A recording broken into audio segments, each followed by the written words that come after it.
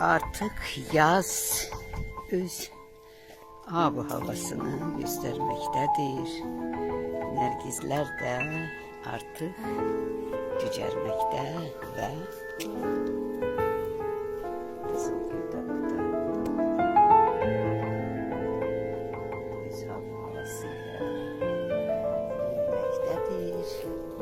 Bunlar kölgeye düşüp diye biraz geç emele gelir.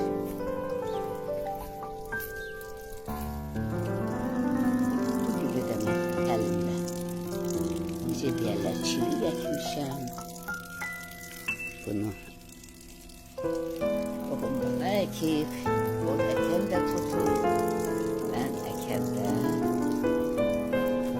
Gördüğünüz kimi Yasemen artık cücermek yarpakları tohumlarına dokunmamışam.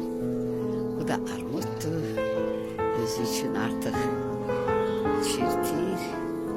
Bunları ellerimle enklemişim. Güzel. Bunlar da çirtmek istiyor artık. Kilasların yarpakları ve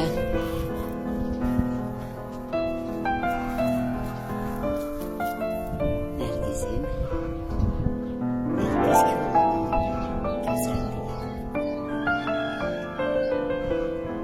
Baktıkça insanın yüreği açılır. Rabbimden dileyirəm ki, her bir insanın yüreğinde sülh, emin amanlıq, huzur qoxusu